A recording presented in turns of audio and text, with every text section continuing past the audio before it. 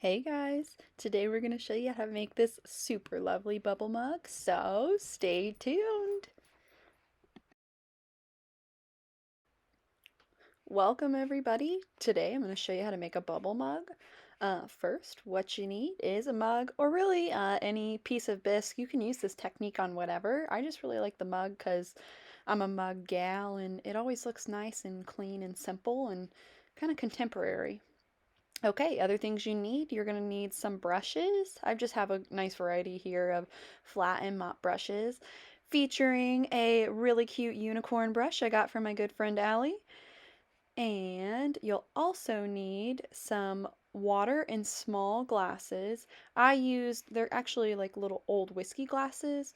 Other glasses that work are shot glasses. You just need something small so the bubbles can blow over. You do need your two primary colors for the background. I chose sky blue and kiwi. They're both really light, bright, and fun. I also have a bowl of water, of course, to rinse out my brushes, a towel to dab them dry, and I do have a little soap up there in the corner. And hiding out of my picture here, I do have a plate and a straw set aside for a bubble catcher. Any plate will do, you just need a good rim. I have my reusable straw here. Don't make fun of me. It's been through the wash quite a few times, but hey, we're saving the planet. Okay, we are ready to get started. So first, I'm going to take my brush. It was just a little wet here. I've been painting all morning, so wanted to kind of refresh it. But the key to the background is you want it to look like a cute wash of colors. We chose those two bright colors so that they can kind of mesh well together, but also the background, you don't want it to take away from the bubble texture, so it has to be pretty subtle. Okay, so I put a base coat of water on my mug and then I got my brush totally wet and dipped it into the sky blue. You see how the color, it doesn't look very predictable. It's obviously very wet and runny.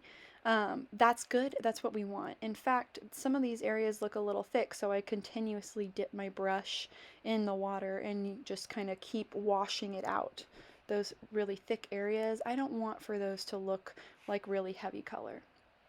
All right, and then I got a little green on here and I'm doing the exact same thing. Don't stress about where exactly you're going to place the colors. You want for it to look pretty unplanned, just, naturally put on there. Honestly, I know I've got some perfectionists out there. You don't got to stress about it too much. Just slap them colors on there wherever your little brush decides. All right, I need to get underneath that handle there. I'm going to put a little more blue, water it down. There we go. It's looking pretty good. You want all of these colors to look extremely washed out. Okay, I think I'm pretty happy with that. It's got some good splotches of green. Those colors are going to look really fun and bright. Okay, we're ready for the next step. Okay, we're ready to do bubbles, so go ahead and grab that bubble plate catcher you've got, and we're going to prepare our bubbles.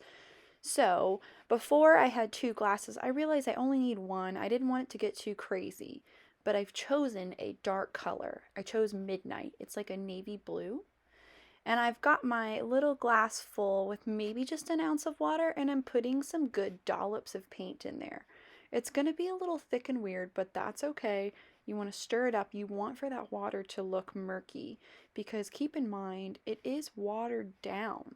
So it's going to be a little bit lighter than you expect, and it's only one coat. Okay, I've got my soap here. I know it says cucumber melon, fancy stuff. It's really not. We've just been refilling it with regular old antibacterial soap.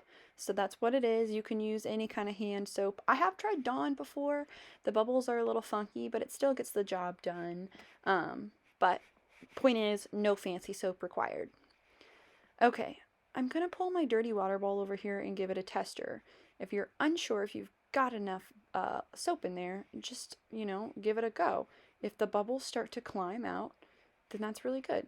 That means that we have got a good soap to glaze ratio.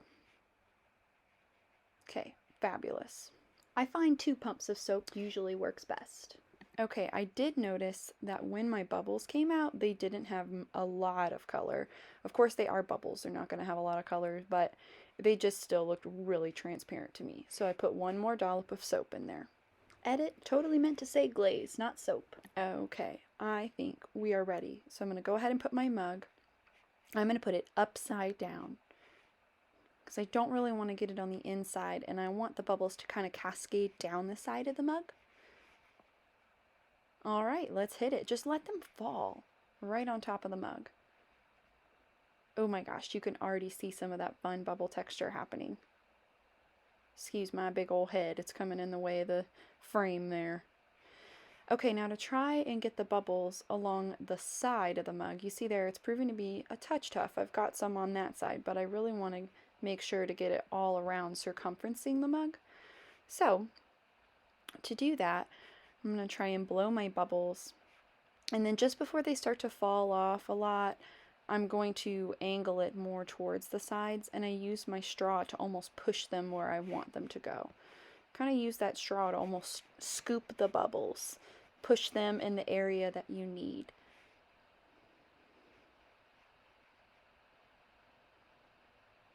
There we go, scoop.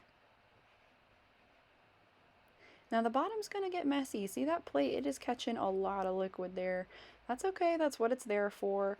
And I actually think it looks kind of neat around the rim because then that just makes for a little sudsy rim. And also, the dark color, what I like to do for my bubble mugs is I use that same color later to paint the inside of the mug and the handle. So it won't look weird at all to have a gathering of this midnight color right around the rim later. You'll see what I mean. Okay, great. So I'm pretty happy with the bubbles I've got. I've got it on all sides. I think I am just about ready. I'm going to do my finishing touches here, but you have to let the bubbles sit. Once you're happy with how many you have, let them pop on their own best you can, because then the technique really shows through. Okay, let's waiting it out. Okay, so it's been about 15 minutes. I went and had myself a little snack. You can see my bubbles depleted a little. Go ahead and pluck that mug right off. She's still a little bit sudsy, but look at that. You can already see the texture all over her. And I mean, we've pretty well covered that background, so that's why we were not stressing over how exactly it looked. But overall, I'm excited. I think it's going to be great. Okay, I'm going to take that same dark color and I'm going to paint 3 really good coats on the inside of the mug and 3 really good coats on the handle. So I'm actually going to speed this bit up because, I mean, same old, same old. Y'all know how to do the 3 coats. 1, give it a second to dry, not very long. 2, and then 3. And that's how you get the best looking colors. Otherwise, they're a little streaky. So let's get a move on, shall we?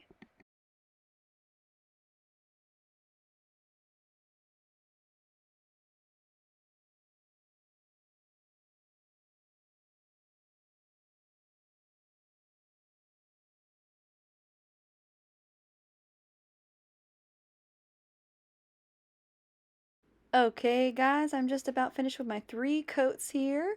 All I'm going to do after I'm all done is just turn it into the ceramic cafe. Be sure to get your name on it, but ugh, I cannot wait for you guys to see how bright the colors look at the end and how cool it is. Okay, here she is, fresh out the kiln. The colors turned out nice and bright. Even the undertone colors turned out brighter, like I said. You just gotta trust the process. We got some good drips and bubble action.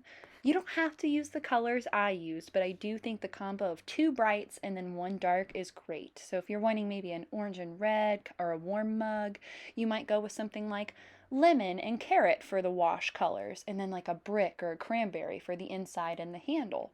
Something like eggplant purple would be a really good dark color. You could use a bright iris purple and a pink with that. You could go for some coral and some red and then do a brick. It's really just the combo of 2 brights and then 1 dark color. But that's it. Happy painting.